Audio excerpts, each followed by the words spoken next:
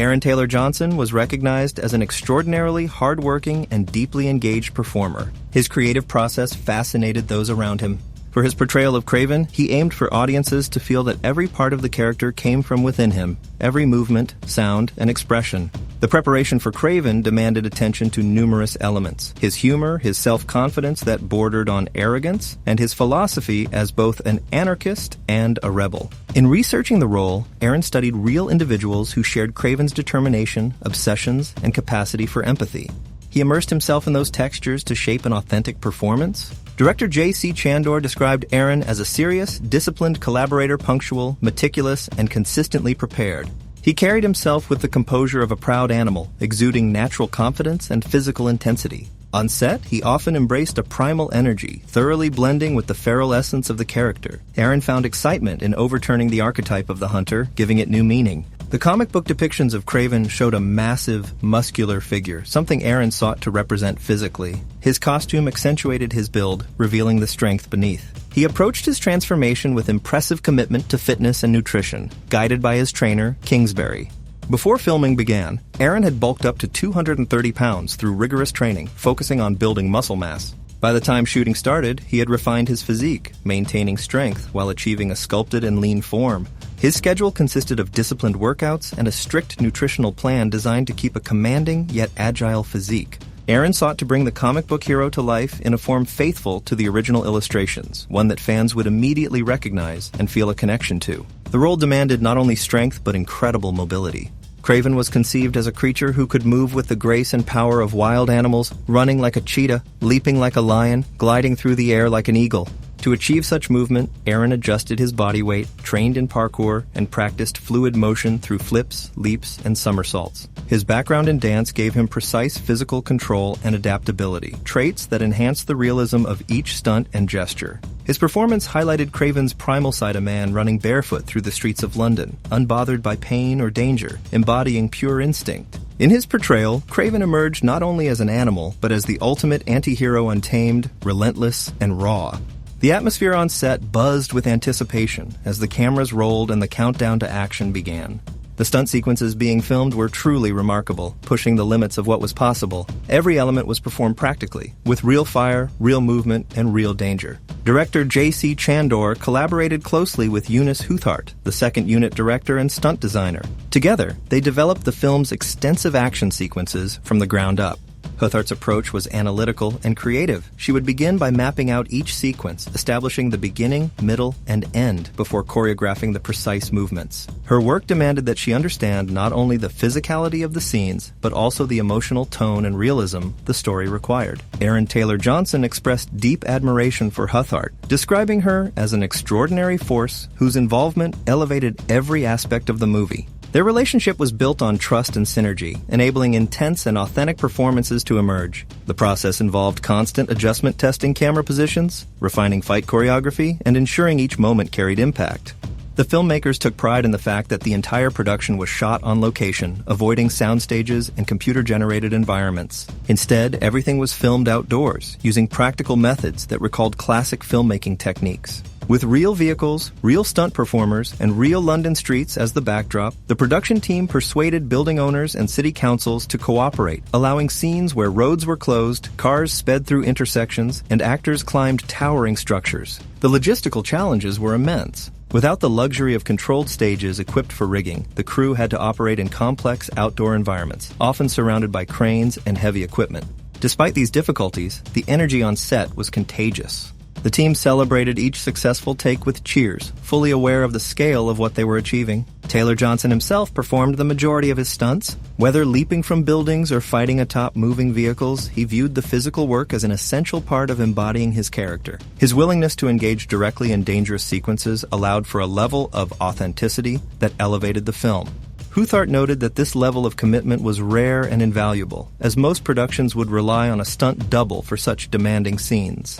For Taylor Johnson, the action was inseparable from the role. His movements had to reflect the essence of his character, Kraven A being driven by primal instincts. The stunt coordinators, led by Chris Lambert, intentionally avoided conventional fight choreography, such as simple punching or kicking.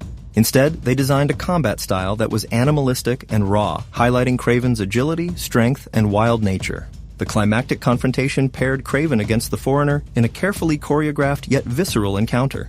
The Foreigner's techniques contrasted Kraven's feral energy, relying on precision, martial arts, and boxing-inspired footwork. The two styles collided to create an intense cinematic spectacle. For the filmmakers and stunt team, witnessing months of planning materialize into breathtaking visuals felt deeply rewarding. Their collective dedication and creativity became the driving force behind the project. The stunt department's ability to realize complex, dangerous ideas safely and convincingly became a cornerstone of the film's identity. Day after day, the team continued to push the boundaries of action filmmaking. The collaboration between actors, designers, and technicians ensured that the final result would distinguish itself from any other Marvel production defined by authenticity, innovation, and sheer physical commitment.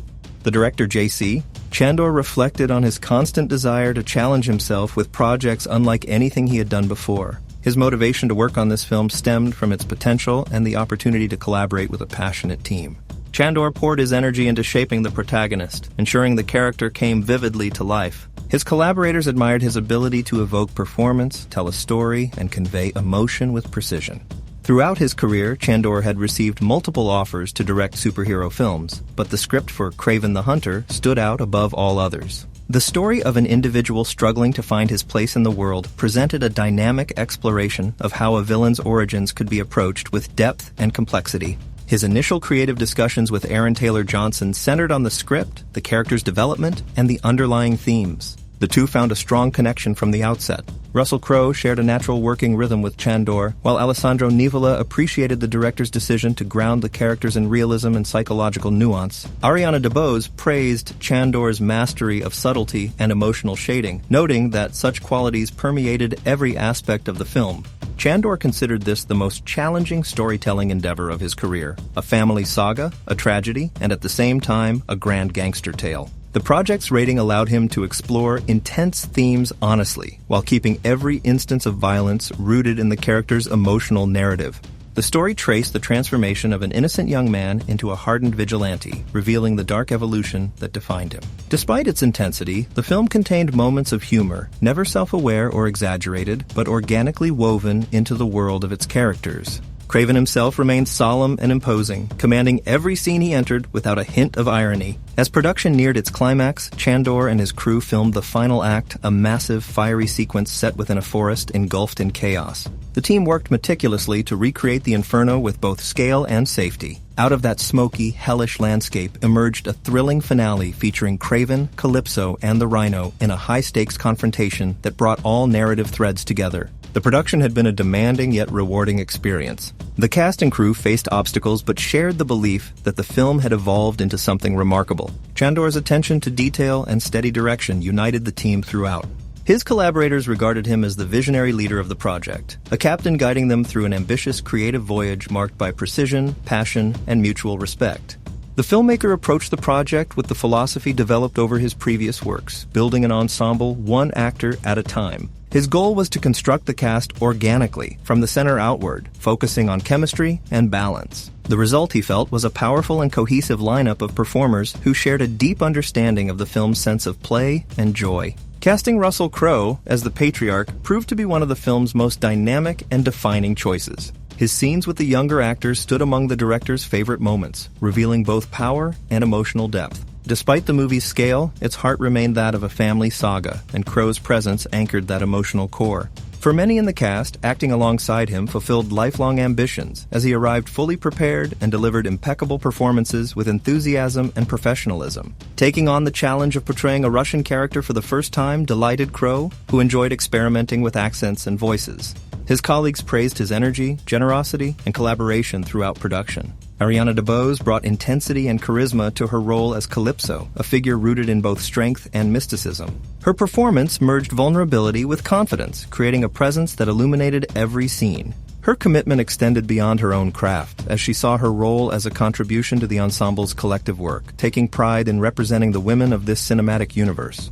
Fred Heckinger portrayed Kraven's brother, a complex character undergoing a remarkable emotional arc. His interactions with Alessandro Nivola, who terrorized and challenged him within the story, added psychological depth to their scenes. Heckinger embraced musical elements of the role, training in voice and dialect work, which allowed him to uncover new dimensions of self-expression. The foreigner, played by Christopher Abbott, embodied a man of shifting identities, a professional who had lost track of his true self. Abbott approached the role with precision, portraying both the charm and emptiness of a character defined by disguise.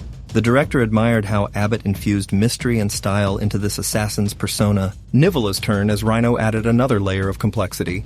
To him, the role represented not only raw power, but also emotional sadness and depth. He imagined the character as a man who had long been underestimated, whose transformation into something more than human reflected both scientific mutation and emotional damage. His interpretation gave Rhino unexpected sensitivity beneath his fierce exterior. Together, the cast formed a richly textured ensemble. Each performer took their part seriously and enthusiastically, contributing to a shared creative purpose. The director regarded this collaboration as one of the production's most significant achievements, a synthesis of talent, dedication, and spirited investment that elevated the entire film.